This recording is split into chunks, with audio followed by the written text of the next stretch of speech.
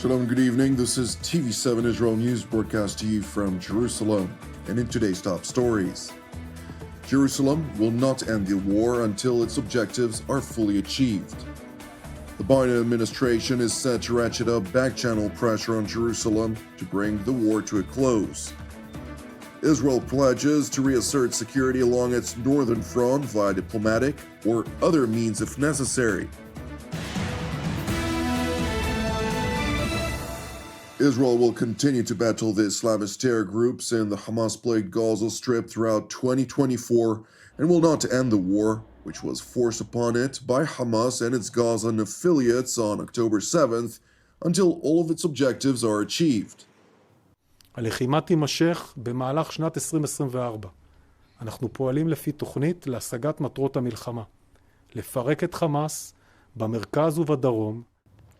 The IDF spokesman also addressed intensifying clashes along the Lebanese-Israel border, which are daily instigated by the Iranian proxy Hezbollah.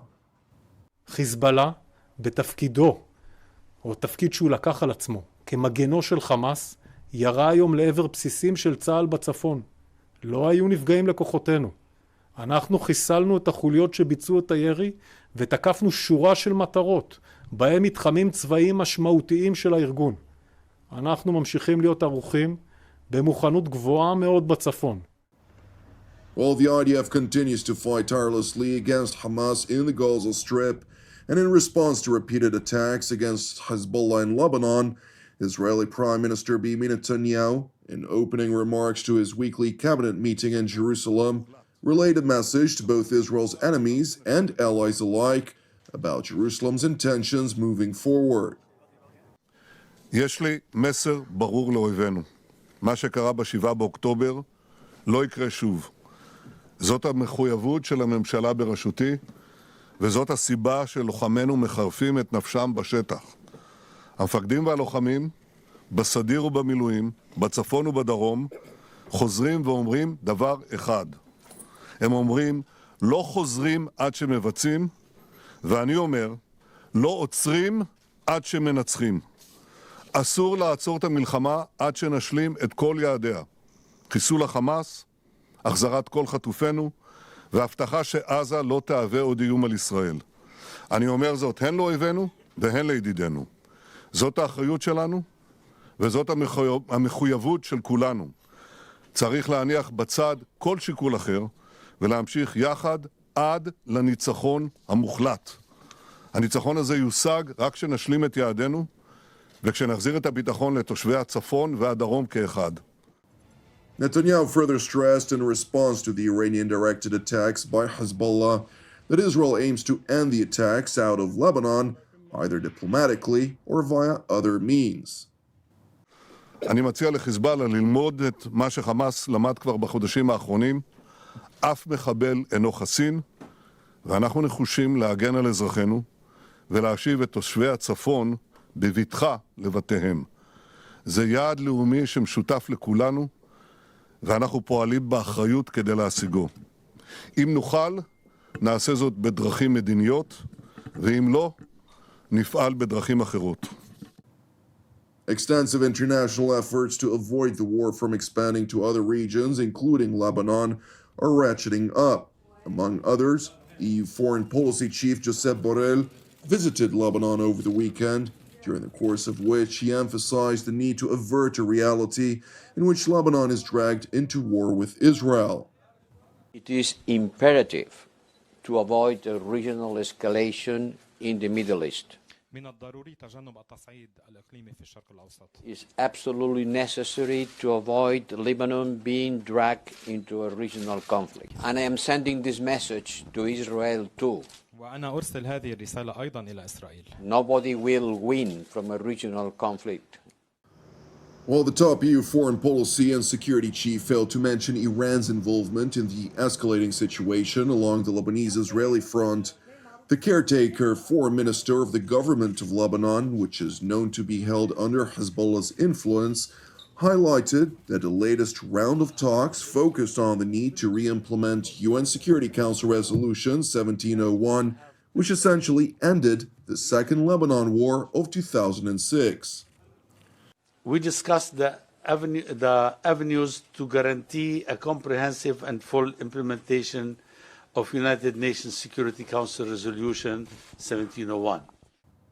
It is worth mentioning that while the Islamist Hamas, which launched a brutal war against Israel on October 7th, is logically responsible for the bloodshed in the Gaza Strip, and repeated attacks by Iranian proxies against Israel should rationally attribute responsibility to the leadership of the Islamic Republic in Tehran as well as its regional tentacles, Israel's Western allies nonetheless are ratcheting up back-channel pressure on Jerusalem's leadership to end the war, hoping it would consequently de-escalate Iran's hostile engagements.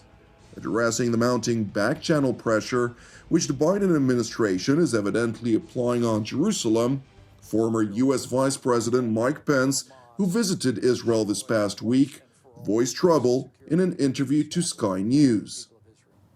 I've been troubled to hear of back-channel pressure that the Biden administration is placing on Israel to, whether it be to have another ceasefire or to slow down military operations. I believe that this is a moment where the United States of America needs to send a clear and unambiguous message that America will stand with Israel today, we will stand with Israel tomorrow and every day until the threat of Hamas is destroyed once and for all, and peace and security can be reestablished for the people of Israel.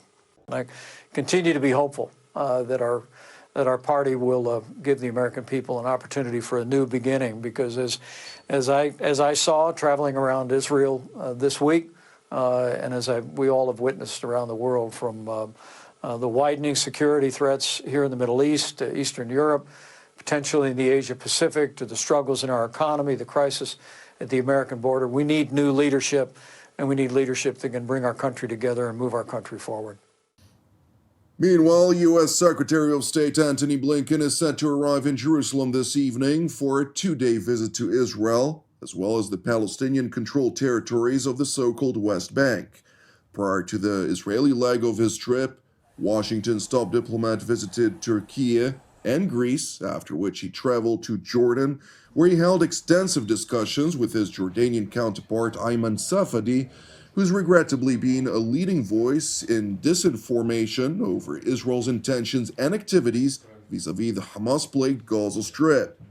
Moreover, Secretary Blinken also visited a distribution point of the World Food Organization in Jordan, which transfers goods to the Gaza Strip, irrespective of the fact, which has been corroborated by both Israeli and Western intelligence officials, that the humanitarian goods entering into the war-battered Gaza Strip have been extensively snatched by armed men affiliated with Hamas and its terror affiliates.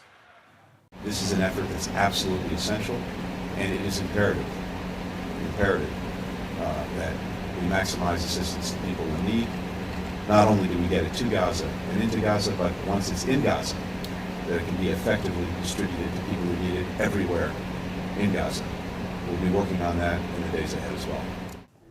Subsequently, during his visit to Qatar, which is a leading supporter of Hamas and which hosts its political leadership in Doha, Secretary Blinken rejected voices among junior lawmakers of the Israeli government of the need to transfer Palestinians out of the Gaza Strip, claiming that these statements are both irresponsible and inflammatory. As Israel moves to a lower intensity phase of its military operation in the north, the United Nations can also play a crucial role in evaluating what needs to be done to allow displaced Palestinians to return home. Palestinian civilians must be able to return home as soon as conditions allow. They must not be pressed to leave Gaza.